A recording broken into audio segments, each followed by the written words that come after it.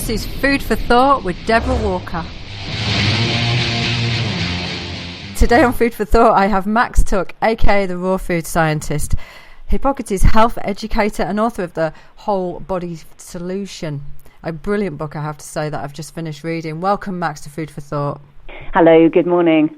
Now, Max, you look fantastic, I have to say, on all your literature. When I actually saw you, you actually also do, so it's not you being photoshopped, so you do look wonderful. So whatever you're doing, and I'm hoping you're going to cover it today, really does work. Oh, so, thank you very much.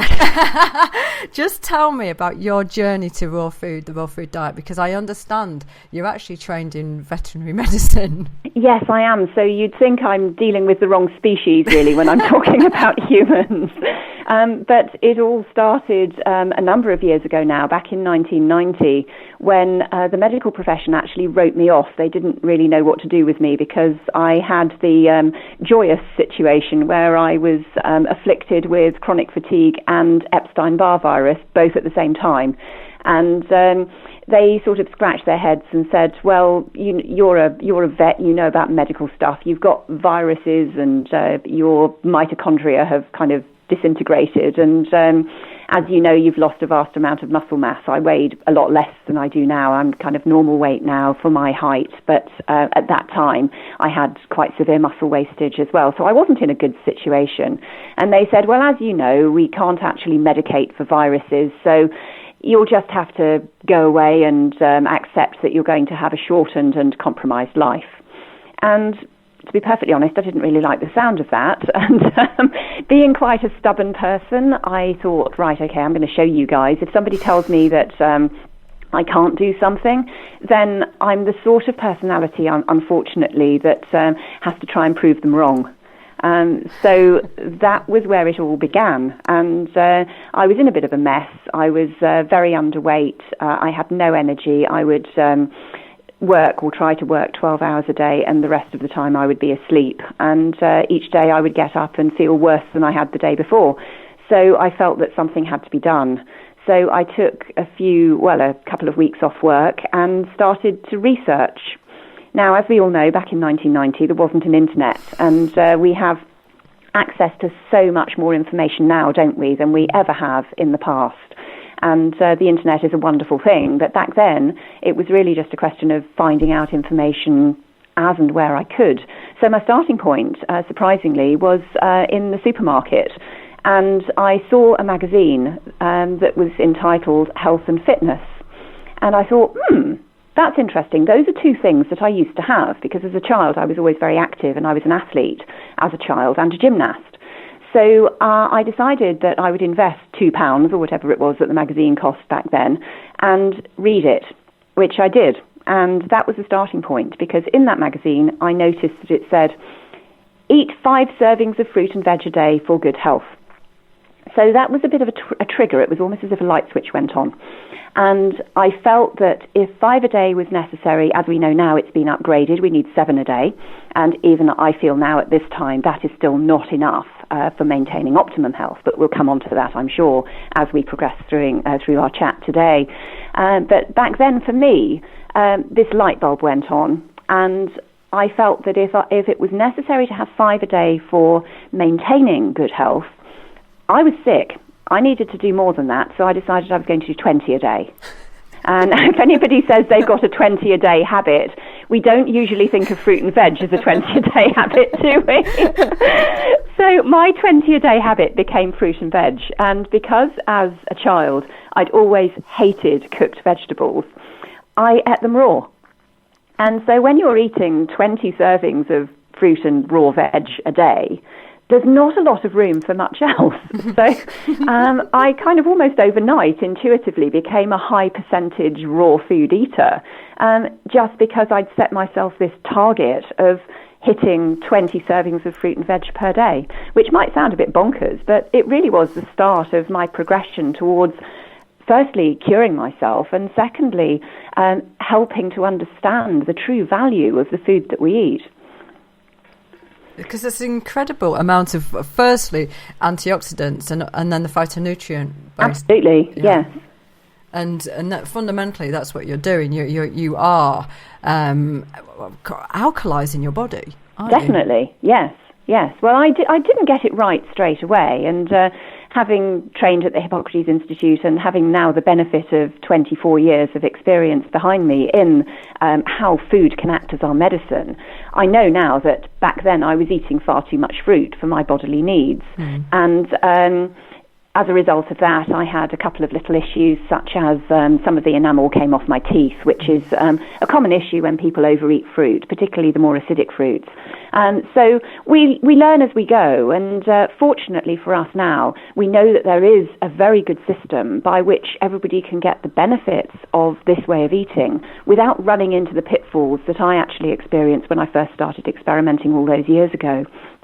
So now what I do is I teach people, I suppose, really how to get there quickly rather than having to go through the experiment and learning as they go. There's so many people now with chronic fatigue. It's quite scary, isn't it? It's like an epidemic, isn't it? And I think stress has a lot to do with it. Our very busy lives, we almost feel like we're running in circles trying to get everything done. And it's interesting, isn't it, that it seems to be more common in women. Yes. And I think we as the carer, I suppose, of everybody, we take it on ourselves that we feel we have to be the kind of pillar of strength for everybody else. And I think this is one of the reasons, because as we know that stress is a massive problem, because not only does bodily stress cause acidity in the body, it also has a chemical structure in our bodies, and it depletes the adrenal glands and it depletes the immune system. So the more stressed we are, the more we're running various systems of our bodies down, not just our immune system, but our whole endocrine system and our physical structure as well, because stress actually helps us to reduce the strength of our bones. If we think about our structure, people that are very stressed are more prone to osteoporosis as well. So it's not just one system that's involved, it's everything. It affects us across the board.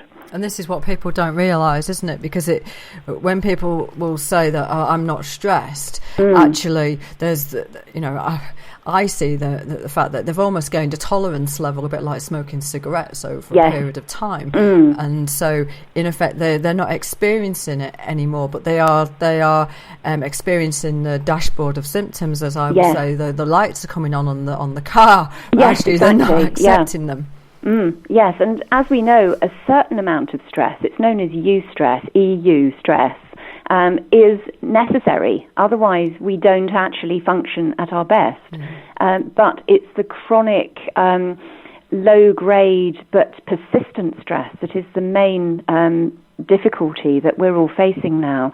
Because as we know, a fear, fight and flight mechanism is absolutely essential. We need a certain amount of stimulation. Otherwise, nothing works terribly well. But on the other hand, we only need that little burst when we're in imminent danger.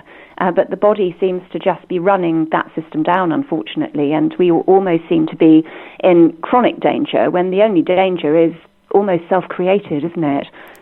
Well, it's the mindset, isn't it, effectively? Absolutely, yes, definitely. And that's one of the things that I think, it's very easy, isn't it, to say the major problem in society today is stress, or the major problem in society today is lack of antioxidants from fresh fruit and vegetables. I don't think we can label one thing and say this is the overriding problem, because everything affects everything. And when we want to upgrade our lifestyles, we have to consider every single aspect, not just stress reduction, not just improving our exercise levels and our fitness levels. We want to look at the whole package.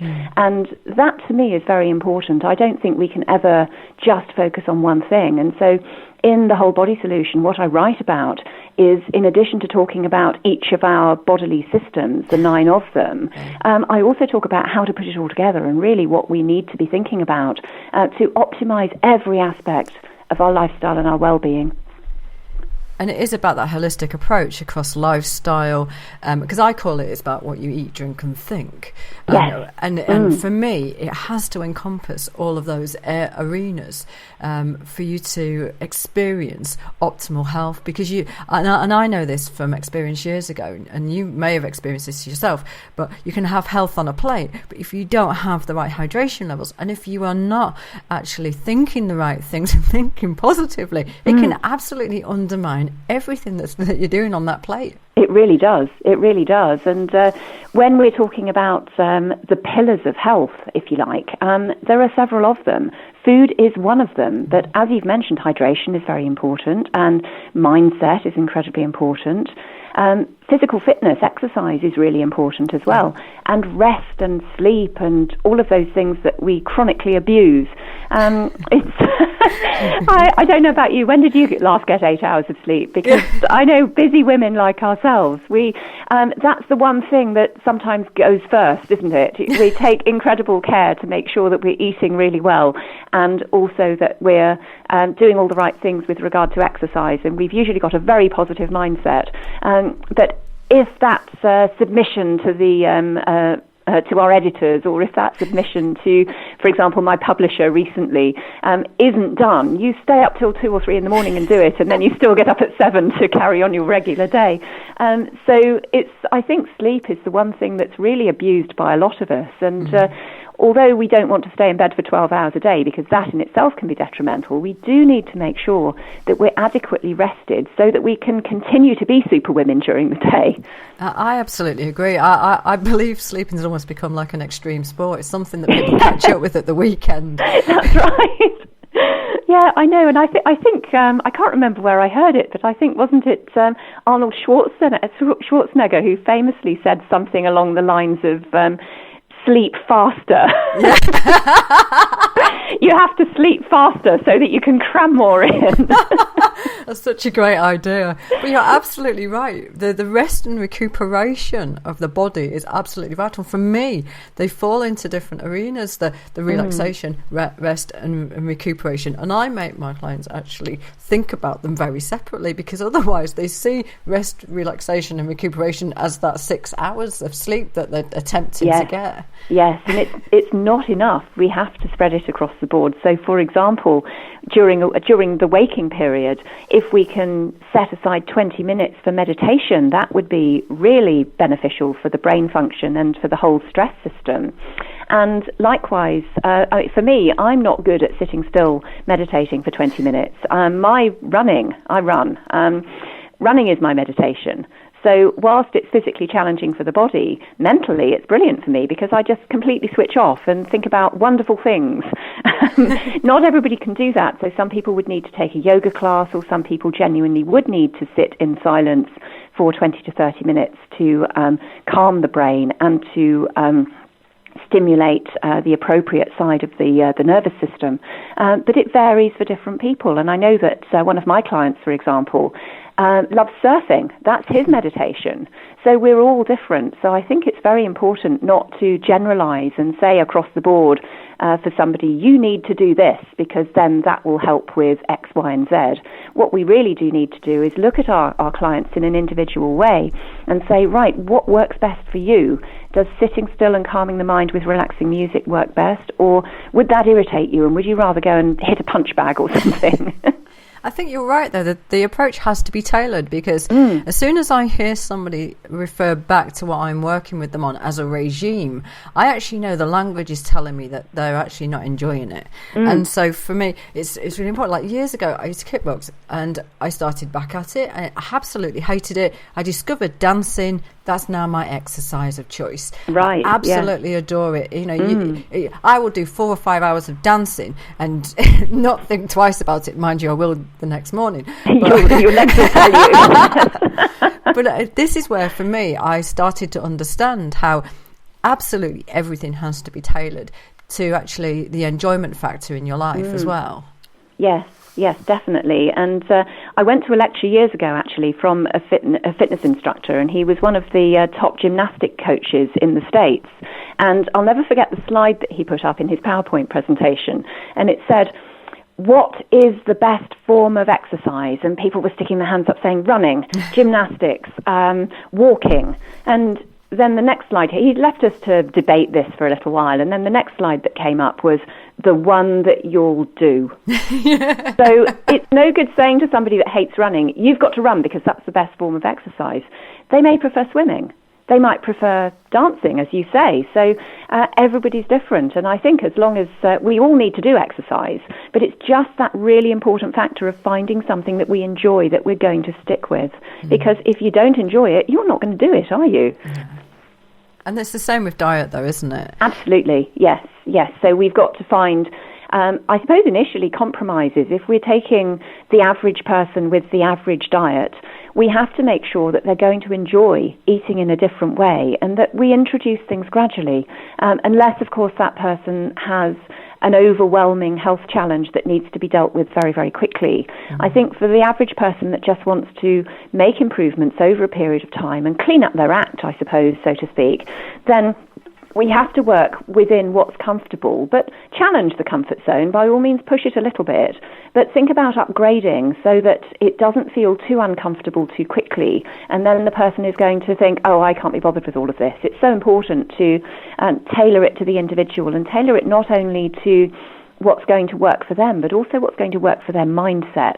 Because you do get some people that say, right, I want to change and I want to change now, and they're the typical AAA type personalities, and you can push those people to the hilt and they will go for it. But there are other people that if you push them too far and too far outside and too fast outside of their comfort zone, they're going to say, oh, I can't be bothered, and then just not do anything. And that doesn't serve any purpose. That doesn't help anybody. It has to be enjoyable. Definitely, yes. Now, you talk about the 5 a day. Yep. Or 7 a day, as it now is. Well, yeah. I attempt to get people to 5 a day, first of all, because mostly, I don't know about you, but lots of my clients are on less than 2 a day in some cases. And so, 5 a day is a big jump for some of them. Yes. 20 a day would be so far ahead, it would be very extreme for many of them. But where do you find people... What you try to get people to with that, with more than the 5 a day? Because we both know it has to be more than 5. We do, and one of the things I recommend for everybody, and I think it's something that practically everybody can get their heads around, is the concept of the green juice, or if they can't focus on the green juice, then maybe the green smoothie. But in my opinion, juicing is better because it's a more rapid hit of nutrition. Now, the green juice, in my opinion, is an absolute staple, and certainly it's the bedrock, really, of the Hippocrates program. And the green juice, my green juice, for example, would consist of celery, cucumber, sunflower greens, pea shoots, and some wheatgrass. Now, if you take all that into consideration and look at the nutritional value of that, that's actually probably the equivalent of about 10 servings before you even get out of bed. Yeah. So if you're juicing, you're getting maximum nutrition for minimum digestive input. And one of the things I really strive to do with all of my clients is to get them embracing the concept of juicing, and in particular the green juice, because it's low glycemic, and that's really key. Many people have blood sugar imbalances, and if we give them sweet vegetable juices or fruit juices, which are even worse, then it completely throws their blood sugar off. They'll get a peak, they'll get a trough, and they'll start to get mood swings and all of the other things that are associated with too rapid increases and decreases in blood sugar as the day goes on. So green juicing is fantastic because it does actually help to balance the blood sugar, particularly if you're using the tray greens such as wheatgrass, pea shoots, sunflower greens, because they contain good quality protein, which actually in its own right helps to stabilize blood sugar. So that's the one thing that I try to get all of my clients to embrace, and that's the green juice, because they really do get maximum nutritional value, and it doesn't really interfere with anything else they're doing. It's one massive upgrade they can make really straight away, provided they can invest in a juicer, which most of my clients choose to do. And then that really starts their day off well. And because you're getting such good nutrition into the system, the body starts to crave more of the same. And so they generally feel over a period of time that perhaps they do want to eat a salad for lunch, or that they do want to incorporate more green foods into their day. It's really interesting when you say about they crave more of the good food, because this is the way I work is that I very rarely take things out of the diet because of the links that people tend to make with foods, some of the foods. So I won't remove a lot of foods unless I can see that they're creating quite a bit of problem for them in regards to inflammatory markers and stuff. Instead, I will push things in like the juice and the quality of food, because what I see is that naturally the foods that we don't want them to eat fall off because their palate changes and the body starts to actually direct it far more. Absolutely. And it's the mindset, isn't it? Nobody wants to be on a diet, because what does diet mean? Diet means deprivation. I can't have this. I'm not allowed that. Oh, I can't eat my favourite foods. I love chocolate. I'm not allowed it. Or all of these negative implications. Whereas if we embrace the concept of adding, then we're adding the good stuff. We're adding the stuff that's really going to make a difference. And then the body doesn't want all the other stuff because it starts to feel cleaner and healthier. And we then want to build upon that. So it's all about mindset, and mindset is so important. And I think mindset is probably the reason why most diets fail abysmally, because it's all focused on deprivation. You're not allowed this is bad, you can't have that. And humans don't work like that. We rebel against stuff like that. Hence why they put smoking kills on the smoking packets. Yeah. It's reverse psychology. Hey, it works for the advertisers, but that's a whole different show.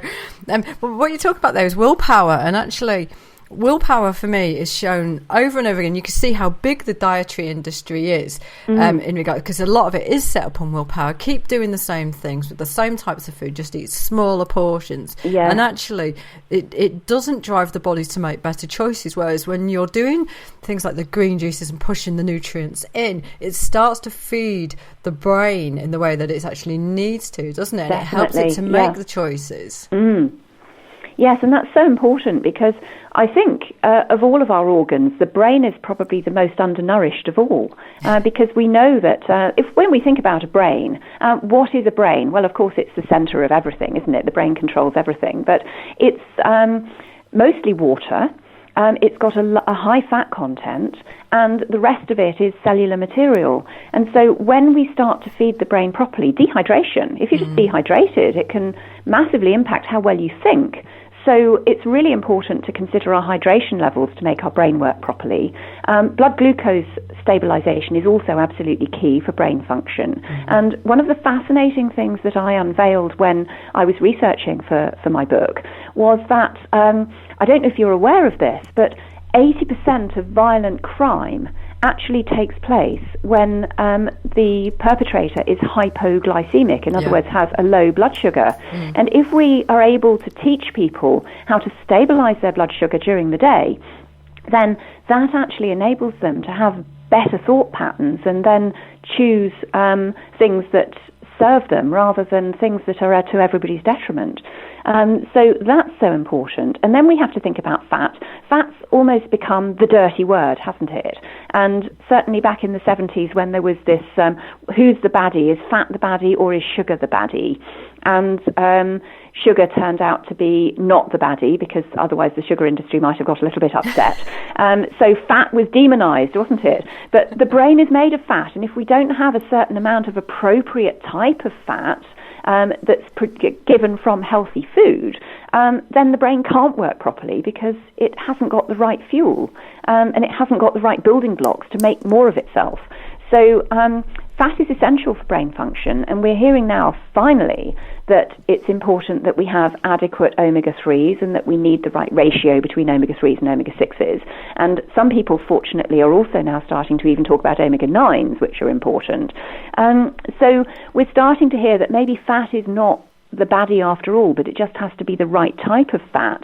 And we have to get the right balance between the various omega things that we've heard about, the omega oils.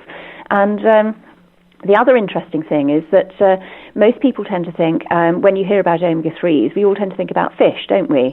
But plant foods also contain a good variety of omega-3s, especially if we choose the right plants. So whilst fish has been touted as the latest health food and that we definitely all ought to be eating more oily fish for the omega-3s, there are other sources. So So a vegan diet does not have to be deficient in the omega-3 important fatty acids. We can very definitely access them from certain plants that are high in these nutrients. Now, there's quite a lot of mythology around being vegan in general, never mind raw vegan, yes. Particularly about where, I'm actually, vegan, so in effect, I'm often asked, where do I get my protein from? Where's my calcium coming from? So do you want to actually just quash some of those myths for me? I'd be very happy to. I'm sure even after trying to quash the myths, I'm sure there might be some people out there that would care to come back to me with some kind of argument against veganism. But firstly, let's think about protein. Protein is an interesting building block of our bodily structure, and it's actually not quite as important as everybody would have you believe. We used to think that we needed at least 120 grams of protein per day. That figure has now been revised to the fact that we probably only need about 60 grams. So plants contain protein. All plants contain protein. In fact, all food contains protein, fat, and carbohydrate, the three macronutrients that we hear about. And it's just the ratios that often get confusing. So we can think about nuts. When we think about nuts and seeds, for example, we think about protein. But they're also high-fat foods. So they're also a good source of the fatty acids that we were speaking about just now. So protein, there are some people that would say if you're eating, you're getting enough protein. Well, it depends what you're eating, but for the most part, protein deficiency, true protein deficiency, is actually incredibly rare. And we see these poor little kids starving in certain parts of Africa and Asia, don't we? And true protein deficiency is also known as kwashiorkor, and it's incredibly rare. Certainly in the developed world, there would be very, very few people, if any, that were suffering from the effects of protein deficiency. Far more commonly, we're probably suffering from the effects of protein excess, particularly if that protein comes from the animal kingdom, in the form of, for example, heart disease, atherosclerosis, and other protein excess or protein and fat excesses that we can think about that affect many, many people as a degenerative disease in the Western world. So if you're eating, you're getting enough protein, unless you've got a very fast metabolism. We see some people that are very tall and slim. I work with clients who have that particular body type, and they're known as ectomorphs in body morphology types. And I work with people like that who do need extra protein because they're fast oxidizers or fast burners, fast metabolism, whatever you like to call it. So these people can use certain plant proteins such as hemp, and there are other plant proteins that are very, very useful that people can use as protein supplements, such as, for example, Sun Warrior protein. I have no commercial links with the company, but it's something that I do recommend to a lot of my clients who are in that kind of tall, slim body type category. And they use it in smoothies, for example. So leaves contain protein. Many plant foods contain protein, but when you're talking about the building blocks of your proteins, your amino acids, wheatgrass has a full spectrum of amino acids, so do sunflower greens, and so do blue-green algae. And blue-green algae are an incredible source of protein, which is very often overlooked, and also an incredibly good brain food. And you don't need a lot of it to satisfy your daily requirements. A couple of tablespoons would do it, and together with the food that you're eating. So I think protein is the one thing that everybody's heard a lot about. We tend to think of it as being deficient on a vegan diet, but it actually isn't. The other thing I think that's really worth mentioning is the concept of protein combining, which we may have heard about and has now actually been relegated to mythology. It was actually disproved. There was a very interesting book written about protein combining and incomplete plant foods, and that you have to, for example, combine on a cooked diet, beans with rice to get full spectrums of proteins. But that was the assumption that humans as a species needed to eat a full spectrum of amino acids at every meal. But that's actually now subsequently been disproved, but it does still persist in certain circles. And I write in my book, actually, that my niece was recently taught, my niece is a runner as well, taking after Auntie Max, and she was recently told at running camp that she could be a vegan athlete, but she would have to pay close attention to protein combining. So that particular running coach hadn't read the recent literature that actually disproves the protein combining theory. So I don't think we need to worry too much about protein unless we are a bodybuilder or a very high performance endurance athlete who needs 1.5 times the amount of protein that a normal sedentary person would need. So there are certain categories of people who do need more protein than the normal average person, but they're not as common as the normal average person. So for the normal average person on a vegan diet, if you're eating healthy vegan foods rather than junk vegan foods, and there's plenty of those around, aren't there, all the meat substitutes that you see and the vegan ready meals that really don't do anyone any favours. If you're eating healthy vegan food that comes from uncooked plant sources, then plants obviously goes without saying, but uncooked sources and the healthy sources rather than the processed pre-packaged sources, then protein should not be a worry to you. And if it is, and if you're losing muscle mass, then you need to do more weightlifting, and you might need to use a protein powder such as, for example, the Sun Warrior to supplement your daily intake, or start taking more blue-green algae or chlorella or one of the algae preparations that are available in health stores. Now, one of the other ones I'm often asked about is, how do I get my calcium? Oh, yes. Off you go, Max. I think the first thing I need to say about this, and I've one of the chapters in a previous book I've written, which is called Top 10 Raw Food Tips for Osteoporosis, there's a chapter called I'm Already Weaned, Thanks, which is basically dispelling the myth that we need dairy products for calcium. It's something that the industries have told us is what we have to focus on. We need to have, I don't know what they're saying, is it 1,000 to 1,500 milligrams of calcium per day? So we need to have our cheese and our dairy products and milk and this, that and the other. Firstly, when we talk about calcium, we need to talk about bioavailability. In other words, when we eat it, do we absorb it? Now, one of the challenges that we have with consuming dairy products past weaning age, and we're all weaned, I was weaned at 6 weeks because my mum unfortunately ran out, so I had to go on to the formula stuff, which never did me any good. But if we're thinking about attachment parenting, which I don't have experience of, but I know that many of my clients do, then they might be weaning at their child at age 2 to 3. And that's an important age because under that age, children need a dietary source of cholesterol. After that age, they don't. So if you're over age 3, which I think most of my clients and readers of my book would be, then we no longer need a dietary source of cholesterol, and cholesterol only comes from animals. So that's an important thing. I'm slightly digressing here when we're talking about calcium, but it's an important concept because it means that after age 3, there's no bar to humans being vegan, and we no longer need the pasteurized milk past weaning age of the wrong species.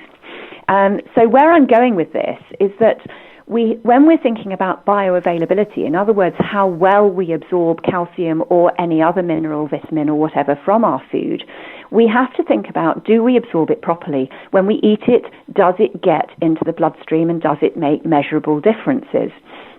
When we're talking about calcium, plants are an extremely good source of calcium, especially if we're eating the leaves.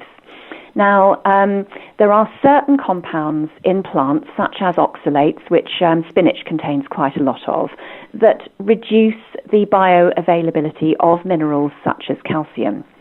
However, if we're juicing them, then that issue is removed. Likewise, cellulose, if we're having very fibrous plants, fibrous plant leaves such as kale, which is an excellent source of calcium, by the way. If you juice kale, you're eliminating that fibre, so the calcium is very, very bioavailable. The other thing we have to think about is it's not just calcium that's important. And again, going back to my second book about osteoporosis and how not only to prevent it, but also how to reverse it, we have to think about other minerals. Calcium is not the only mineral that's important in bone health. Magnesium is very important, and so is boron, and so is strontium, which nobody will ever talk to you about. But thinking about magnesium, it's really important because to get decent bioavailability of calcium, we also have to have a certain level of magnesium. Now, this is where dairy products fail in providing calcium, because whilst they're very rich in calcium, they're poor sources of bioavailable magnesium. So you haven't got the right ratio for the correct absorption of calcium. And this is something that the dairy industry is very loath to tell you. And it's interesting that the populations with the highest incidence of osteoporosis, Northern Europeans, for example, in Finland, have the highest intake of dairy products.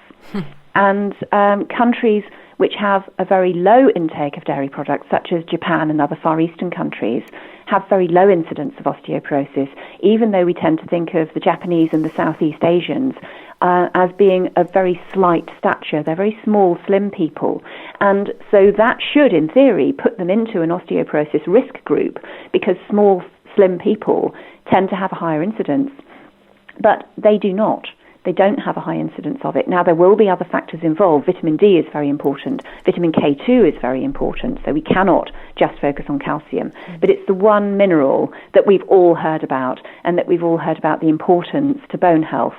But because there are so many other factors, I would say, yes, calcium's important. Let's not overlook calcium. But if you're eating a plant-based diet with adequate green leaves and you are juicing, particularly the green juices, you will get adequate calcium.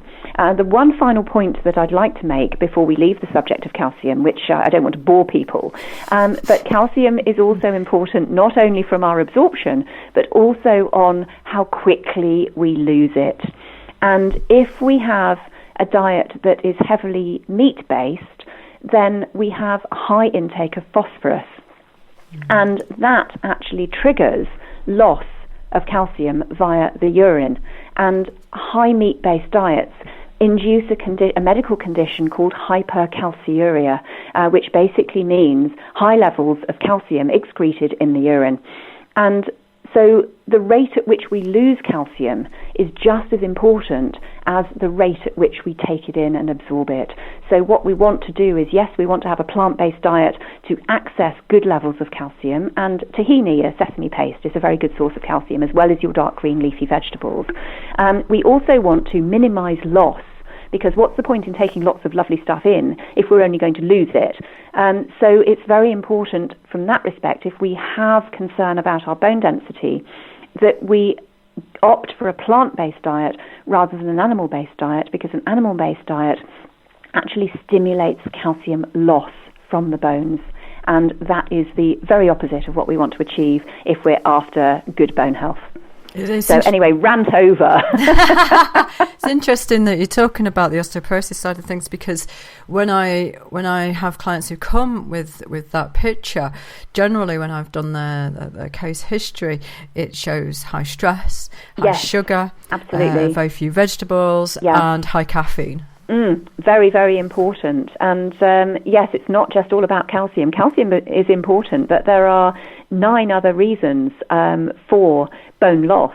And it's not just lack of calcium or increased calcium excretion. There are a lot of other factors involved. And we tend to overlook the importance of vitamin D, don't we? But we also know that stress, good old stress again, increased levels of cortisol, which is secreted from the adrenal glands, of course, has an absolute detrimental impact on the bone-building cells of the body. So cortisol inhibits that bone-building process. So high stress, highly stressed people are also very often likely to be in the demographic of coffee drinkers and smokers. So the 3 often go together, don't they? And so that's a kind of triple whammy in favour of bone degeneration, unfortunately. I can see why you got the name of the raw food scientist. Yes, it was just, it was thrown at me. Well, you're a scientist and you eat raw food, so you must be the raw food scientist. And I thought, that's not a bad name. It kind of, and I suppose I do what it says on the tin, really, don't I? It was going to be one of my questions, but it became quite obvious quite quickly, I have to say. Yeah, I'm one of these people that always has to know why. I'm not content with somebody just saying to me, well, this is a fact.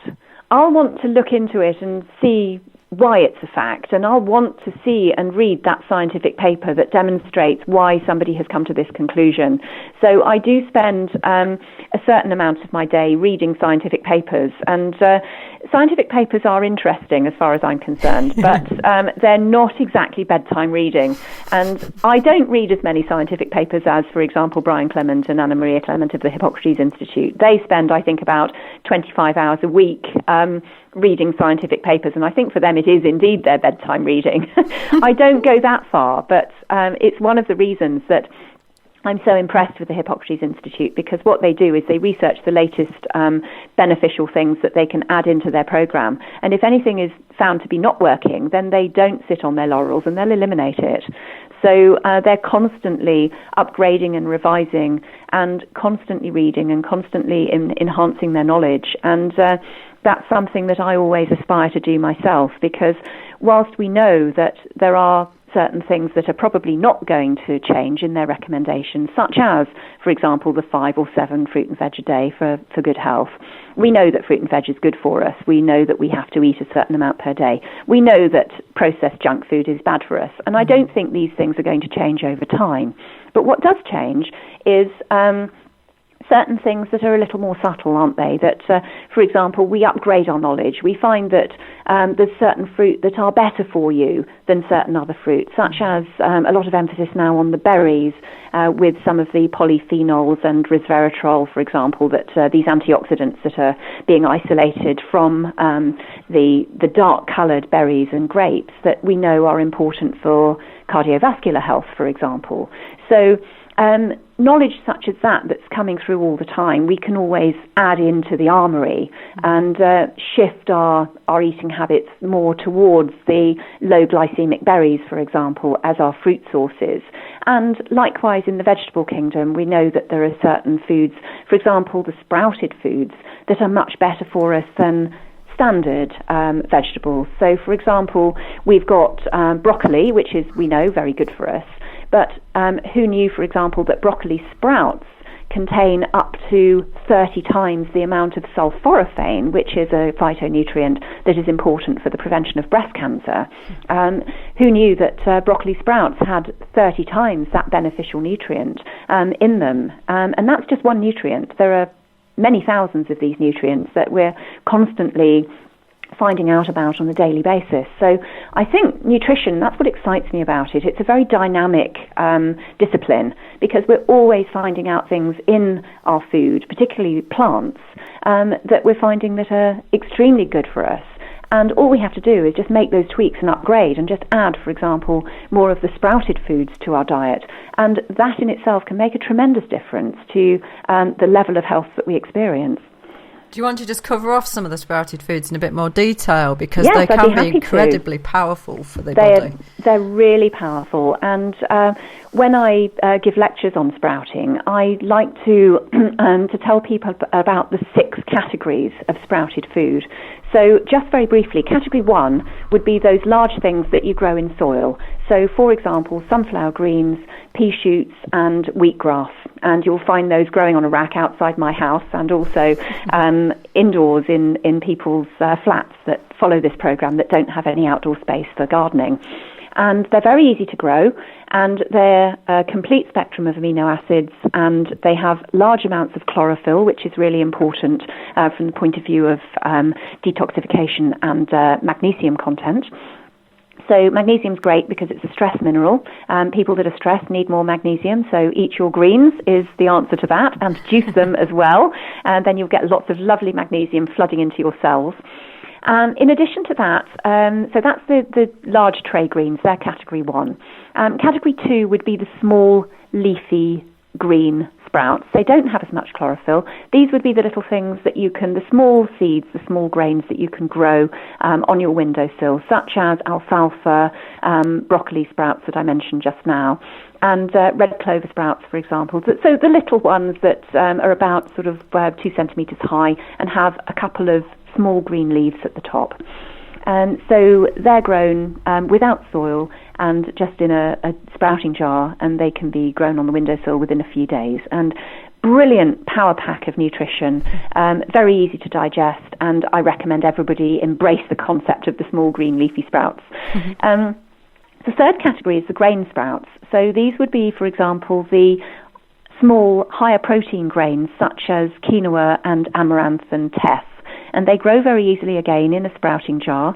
You can grow them within a couple of days. And they're your energy source, the carbohydrate source. So whilst they're high protein grains, they are carbohydrate dominant. We mentioned earlier that every food contains protein, carbohydrate and fat. It's just the ratios of each of those macronutrients that's important. So the grain sprouts are really good for athletes. So all of my athletes I'll put on, for example, buckwheat sprouts or quinoa sprouts, and they can power their way through their workouts, and they can also run very long distances on those. So the fourth category would be the carbohydrate dominant seed sprouts such as the pulses, the lentils, chickpeas, and those ones. So again, they're carbohydrate dominant, but they also contain good levels of protein. So anyone that's still not convinced that you can get enough protein from plants, look to the pulse sprouts because they are fantastic sources of protein. And then category 5 would be the neutral sprouts. I call them the neutral sprouts because they're not really protein dominant, they're not really carbohydrate dominant. They're just a good source of energy. And there's only 2 sprouts in that category. They're mung and aduki beans. And they're very easily grown into in about 2 or 3 days in the same method, the jar method. And then over on their own, in a category all to themselves, is fenugreek. And I don't quite know why fenugreek is in a category in its own. I'm sure Brian Clement from Hippocrates could explain why. But fenugreek is a very cleansing little sprout. It's spicy. It's got quite a hot taste. So anybody that thinks, oh gosh, I can't eat cold food the whole time, all they have to do is look for the spicy things and they'll feel warm very quickly. They are a very good sprout to use from the point of view of cleansing, and also they're useful for people that want to detoxify. So that's, in a nutshell, the 6 categories of sprouts. I suppose we could add a 7th, and that would be sunflower seeds, which you can sprout. And I do actually recommend that people with digestive problems soak their nuts and their seeds prior to eating them, just overnight in water. And if you want to sprout sunflower seeds as well, the brown ones, the grey ones that are already hulled, then you actually make them more easily assimilable. So anybody with digestive difficulties that cannot digest sort of the dry seeds would be just quite well advised to soak them overnight, and then you eliminate the enzyme inhibitors, and it's much easier to digest these things.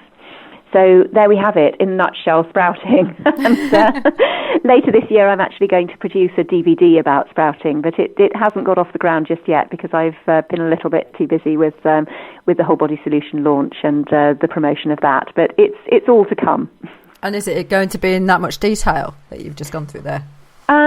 It will be in that much detail, but I'll also be demonstrating how to do it, because it's all very well to sit in an interview when nobody can see what I'm doing. I was waving my hands around like mad just then.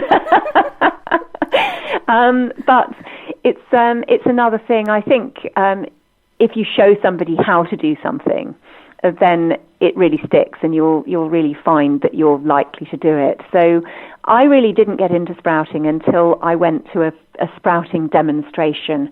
So I'd read all the books, I'd read all the internet stuff about sprouting and how good it was, and intellectually I knew how good it was to do sprouting. But until somebody actually took the time to stand up and teach a class and show me exactly what to do and actually get me to put my hands in the soil and plant my wheatgrass, until I did that, I never really kind of got it. And once I'd done that, and once I'd been to that class, I sprout all the time. I'm always growing stuff, and my sprouting rack outside my house is testament to that, particularly in the summer.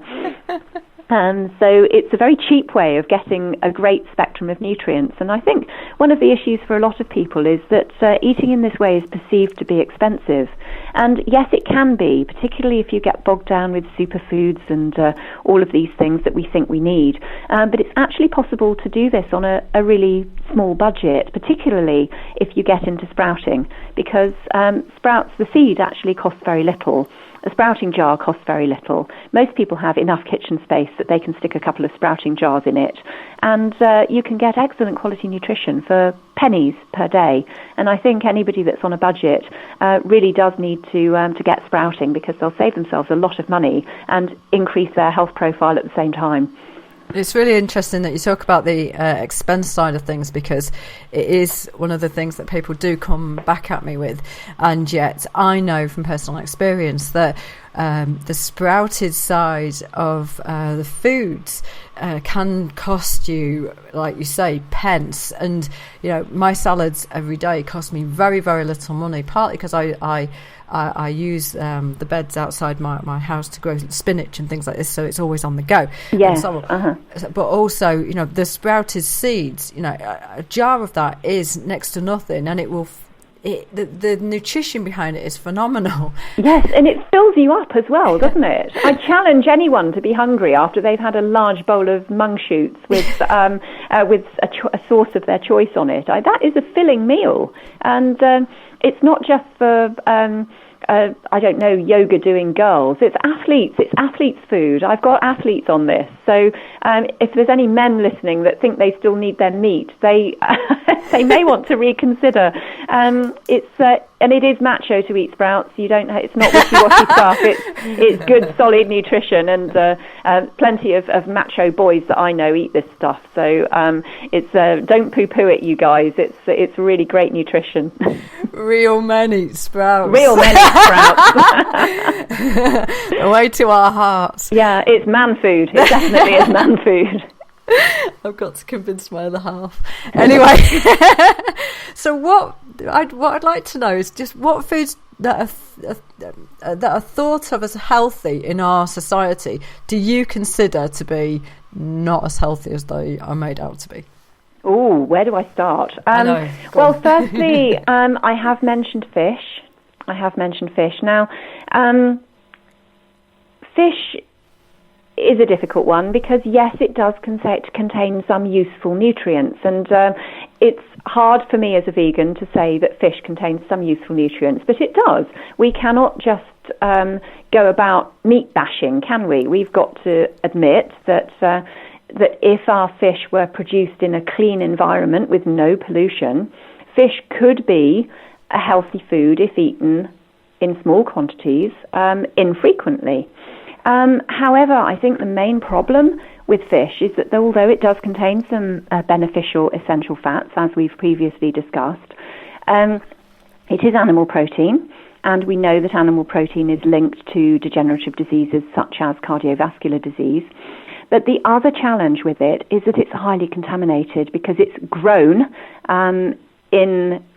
either in farmed situations where they add a lot of antibiotics and everything to the water because the water is so full of the fish feces, which is not a particularly pleasant concept, but this is what happens on fish farms. It's not clean water they're swimming in, I'm afraid. Or alternatively, you've just got all the industrial waste that's being dumped into the oceans. And we know that fish are highly contaminated with two very major toxic compounds. One of those is mercury, and the other is organophosphates. And organophosphates are agricultural runoff, and mercury is an industrial pollutant that's incredibly toxic and incredibly bad for the brain. And interestingly, when people get food poisoning, what's the usual source of the food poisoning? It's usually shellfish, isn't it? And they contain a lot of horrible bacteria, and farmed fish seems to be even worse. So there's also the ecological issues. Now, we could argue those until we all turn blue in the face, but overfishing is a real problem. And according to certain ecologists, the oceans could well be empty by 2050. So we haven't got many years of fish eating left. So whilst fish is considered still by many to be a health food because of its essential fats, I consider it to be potentially poisonous because of its high concentration of mercury and organophosphates. And this increases in the tissues the higher up the food chain you go. So if you're eating large carnivorous fish, then the concentration of those toxic elements is higher. Now, I was at a spa recently, or rather at a hotel that had a spa, and I went to the spa, or I went to the gym first to do my running, and then I wanted to go into the spa afterwards, had a nice sauna and a bit of a swim, and they said, "Would you like some lunch, madam?" And I said, "Yes, I'd love some lunch. What have you got?" "We've got a chicken salad." And I said, "Right, okay, how is that a spa menu?" So chicken's not a health food. How long have we got on chicken? Just very briefly, chickens are slaughtered at, I've got my vet head on now. Chickens are slaughtered at 49 days for human consumption. Why are they slaughtered at 49 days? That's about, 7 weeks, I think, isn't it? They're slaughtered at 49 days because after that, the cancer becomes visible. I'll leave that thought hanging. Tumbleweed moment. Yeah. So as part of my veterinary degree, I had to do something called a week on meat inspection placement, and I worked in a slaughterhouse for a week. And it was a very good slaughterhouse in as much as it was an export abattoir, which has the highest standards of any slaughterhouses in the UK. And we tend to think that because our meat is inspected, it's therefore safe. Picture this. We have a large, and at this time I was still a meat eater, so I'm not getting on my, my high horse about any moralistic issues. This is pure practical personal experience type of stuff. When you're on a meat inspection line and you're inspecting the cattle, what happens is you've got this conveyor belt that brings a carcass to you, and you have precisely 8 seconds. And this is in one of the best abattoirs in the UK. You have precisely 8 seconds in which to inspect that carcass and pass it fit for human consumption. Have you ever seen a dead cow? They're big. So there will be some people that still maintain that grass-fed beef is healthy. I disagree, because you cannot, firstly, fully inspect a carcass of that size in 8 seconds and say that it's fit for human consumption. But beef to me is not a health food anyway, because it's an animal product, it contains cholesterol, it furs up the arteries, it does all sorts of things to the body. And over a period of time, we know that high meat consumption not only predisposes to osteoporosis, but also predisposes to heart disease, osteoarthritis, and various other degenerative conditions. So let's move on to plants. Soya and tofu and soya products. They're often considered to be healthy in the plant world because Japanese women eat soya and Japanese women have low incidence of breast cancer. Now, it depends on the soya. And soya is not, in my opinion, a health food. Firstly, because standard soya is most likely to be genetically modified. 98% of soya, or if we have an American audience, soy in production is genetically modified. Now, whatever you think of genetic modification, personally I think it's an abomination against nature. Whatever you think of genetic modification, we know that certain genetically modified crops are harmful for human health because they are allergenic, and they also contain things which can damage the intestinal lining, for example. And I went to some very good lectures in New York in January about the dangers of consuming genetically modified crops of any variety. So setting aside, if we got nature identical soya, then that is estrogenic. And one of the main problems in our society at the moment is estrogen dominance. Many women have an issue with too much estrogen and not enough progesterone to balance it out. Sex hormones are incredibly complex. There's a chapter about the sex hormones in my latest book, and also I touch on the hormonal balance in the osteoporosis book as well. But the main thing to say here is that as well as adding estrogen to the body, unfermented soya also suppresses thyroid function. And one of the issues we do not want is our thyroid suppressed, because many people are known to be iodine deficient, and that in itself will further suppress thyroid function. And the thyroid is one of the master glands of the human body. We do not want our thyroid suppressed by certain plant foods that aren't necessarily good for us. So whilst in the vegan world, soya is considered to be a health food by many, I personally disagree. And I think one of the reasons that Japanese women have a low incidence of breast cancer, yes, it is very much diet related, but their consumption of soya is fermented soya in condiment quantities. It's not large quantities of processed, genetically modified, unfermented stuff, which has a different effect in the body. So I think we really do need to differentiate here. And definitely one thing I always say to men is that they do not want to eat soya, because if they're eating something that's estrogenic, then that is potentially feminizing. And I think one thing that we don't want to happen to our guys is feminization. I don't know if you'd agree with that, but certainly I think men are so, I like men. I've got a lot of friends that are men, and I don't really want to feminize them. We just want real men who eat sprouts. Real men that eat sprouts, that's what we need, yes. So that's a sort of health food in inverted commas that I feel is not really a health food at all. So those would be my three, kind of big ones, I suppose: fish, soya products, and chicken, which is considered to be a healthy option. There are many health foods that genuinely are health foods, but I think primarily the best health foods would be those that are still growing. And so what are they? They're the sprouts. I think sprouts are the ultimate health food. And if we try to incorporate those 6 categories of sprout that I spoke about earlier, and we have even just a little bit of those every day, then we're doing our bodies a massive, massive favour over the long term, because we're really getting down to the cellular level here and feeding our cells exactly what they need. And so those are my health foods and my sort of anti-health foods. Are there any others that you can think of that you'd like me to comment on? Oh, no, I think you've covered the main ones, actually. Right. Now, to thrive, what do you consider constitutes a healthy diet? Oh, sprouts and more sprouts. Yeah. Okay, to thrive, and that's such a great word, isn't it? Mm-hmm. We don't just want to survive, we want to thrive. We don't just want average health, we want outstanding health.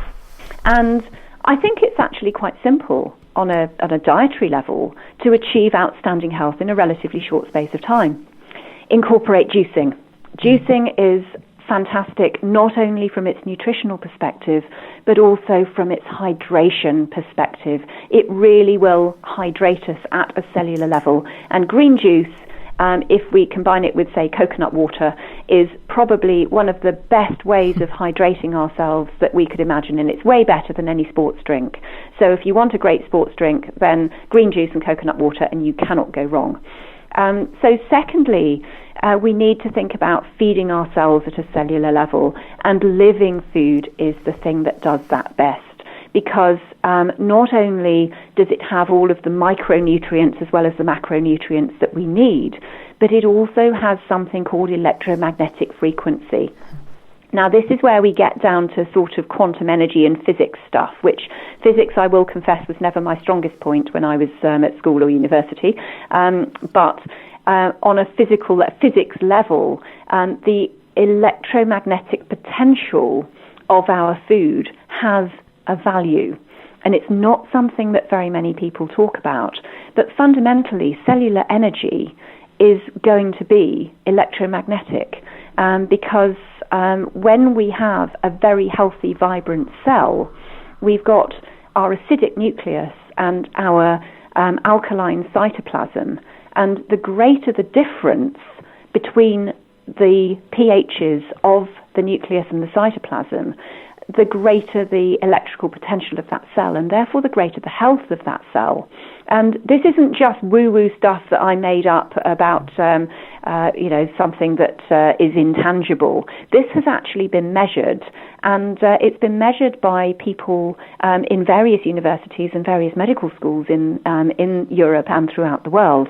And it was actually Professor Hans Eppinger of the First University Medical School of Vienna that found that the electromagnetic potential of the cell could be measured. And so we know that if we can affect the electromagnetic potential of each one of our, 50 trillion cells that we have in our bodies, then we can either enhance our health or detract from it.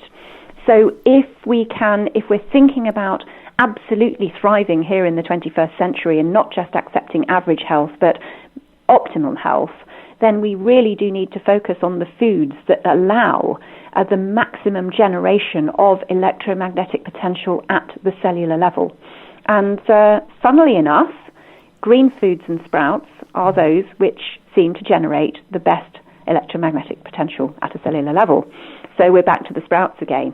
And the large tray greens, the sunflower greens, the wheatgrass, the pea shoots, these lovely things that we can grow in soil and eat when they're still alive. In other words, literally, we cut them, we eat them, or we juice them. They're fantastic. So anybody that really wants to thrive needs to embrace the concept of eating sprouts and juicing sprouts and hydrating ourselves so that the brain works properly and so that the cells can eliminate properly and eliminate toxins and take in maximum nutritional value. So in addition to that, we also, to thrive, we need to have the right energy balance. So in other words, we need to make sure that we're taking in sufficient food so that we don't lose muscle mass, but also no excesses. And one of the things that has recently been revised, I think, hasn't it, is the caloric requirement of the average man and the average woman. And despite the fact that obesity is one of the major global crises we're facing in healthcare today, funnily enough, the caloric intake per day has actually been just recently revised upwards. So I understand that it's now 2,300 for women and 2,500 for men. I might have got that wrong. It might be 2,300 for men and 2,000 for women, whereas it used to be less than that. So I don't quite follow the logic of that recommendation. But what I would say is that we need to make sure we have adequate nutrition, but we need to make sure we don't have excesses. So any excess intake over and above our needs is potentially detrimental because we know that we have longevity genes, and we know that those longevity genes are switched off when we practice caloric restriction with optimum nutrition. So if we really, really want to thrive, we want to aim for the fewest calories that will give us the maximum nutrition to enable us to switch on and activate our longevity genes, which one category of longevity genes are known as the sirtuins.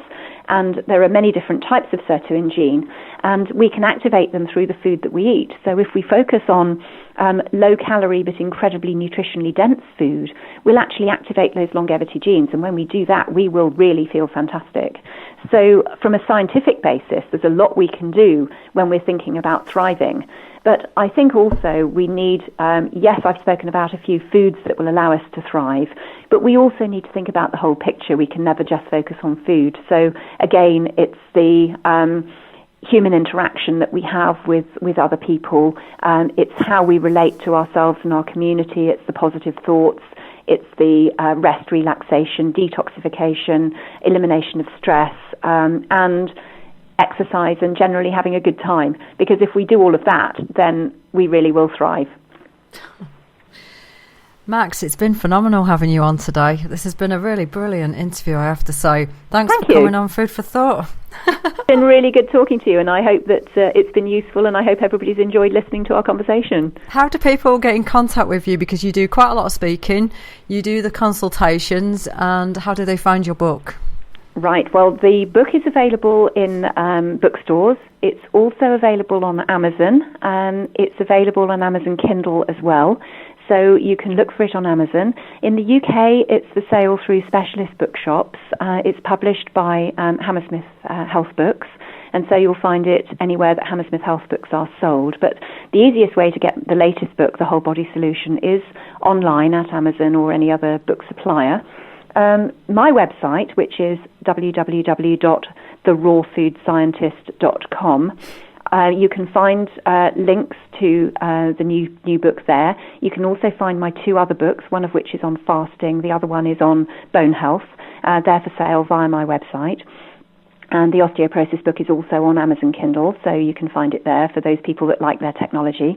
And my website contains all the information as to how to contact me. You can contact me, anybody interested in interviewing me or having me appear for giving a lecture for them, can contact me via max@therawfoodscientist.com. And that's the easiest way to get hold of me. I'll usually answer an email very quickly. Perfect. Thank you very, very much. It's been a pleasure.